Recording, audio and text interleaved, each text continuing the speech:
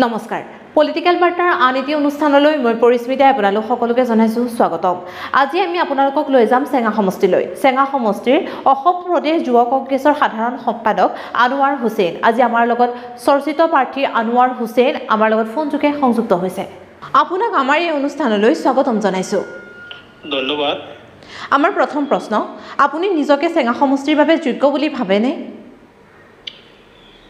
হয়, আমাৰ কাছমাৰা অঞ্চলৰ লগতে চেঙা সমষ্টিৰ অধিকাংশ অঞ্চল ব্ৰহ্মপুত্ৰ নদীৰ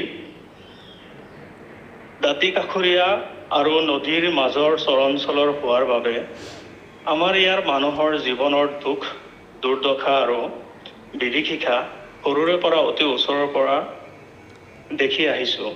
এই মানুহখিনিৰ কষ্ট দেখি তেওঁলোকৰ বাবে কিছু কাম কৰাৰ হেঁপাহ সৰু কালৰে পৰা মোৰ মনত গঢ় লৈ উঠিছিল। যিহেতু এই সমস্যাসমূহ সমাধান কৰিবলৈ চৰকাৰী হস্তক্ষেপ অতি জৰুৰী, সেয়েহে ৰাজনৈতিকভাৱে জড়িত হৈ এই সপোন বাস্তৱায়িত কৰিবলৈ মই নিজকে এজন যোগ্য প্ৰতিনিধি হিচাপে গঢ় দিবলৈ চেষ্টা কৰি আহিছোঁ। আপোনাৰ দৃষ্টিত বৰ্তমান সময়ত আপোনাৰ সমষ্টিৰ প্ৰধান সমস্যাসমূহ কেনেধৰণৰ? হয়, আমাৰ চেঙা সমষ্টিৰ বহুত সমস্যা আছে। একৰি সমস্যাৰে জৰ্জৰিত। তাৰে ভিতৰত মোৰ দৃষ্টিৰ পৰা কেইটামান প্ৰধান সমস্যা আপোনাক ক'ব বিচাৰিছোঁ।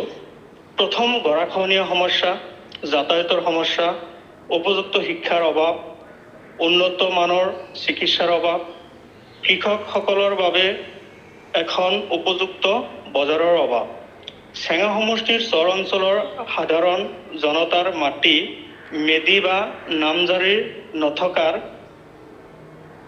নথকাৰ বাবে আমাৰ অঞ্চলৰ মানুহৰ নানান ধৰণৰ সমস্যা হৈছে।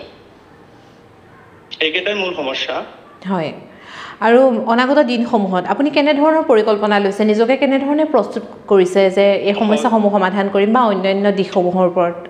হয়, ভাল লাগিছে আপোনাৰ প্ৰশ্নত যে অনাগত দিনত চেঙা সমষ্টিৰ জনসাধাৰণৰ জীৱনৰ মান উন্নত কৰাৰ বাবে আমি কিছুমান পৰিকল্পনা মনত বহি ৰাখিছোঁ।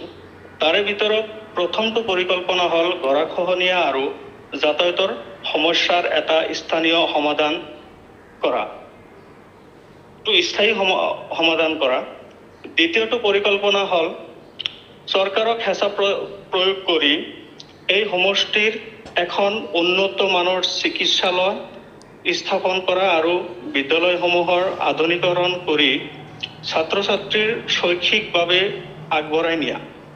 তৃতীয়টো পৰিকল্পনা হ'ল এই সমষ্টিৰ কৃষক বন্ধুসকলৰ বাবে উৎপাদিত শস্য মজুতকৰণৰ ব্যৱস্থা কৰি উপযুক্ত মূল্যৰ এখন বজাৰ সৃষ্টি কৰা।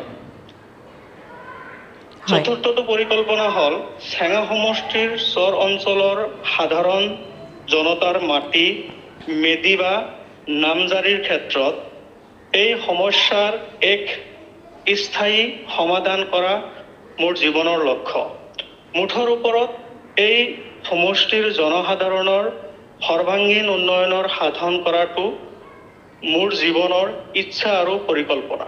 হয়, অনাগত দিনসমূহত আপুনি জনসাধাৰণৰ হকে কাম কৰি যাওক। আমাৰ এই অনুষ্ঠানৰ পৰা আপোনালৈ শুভেচ্ছা জনালো। হয়, ধন্যবাদ জনালো। আপুনি এটা সুন্দৰ অনুষ্ঠান মোক আজি উপহাৰ হিচাপত দিয়াত আপোনালোকৰ পৰিয়ালবৰ্গৰ লগতে আপোনাৰ পলিটিক্যাল বাৰ্তাৰ সমূহ দৰ্শক বন্ধুলৈ মোৰ আন্তৰিক শুভেচ্ছা আৰু কৃতজ্ঞতা জ্ঞাপন কৰিলোঁ। ধন্যবাদ।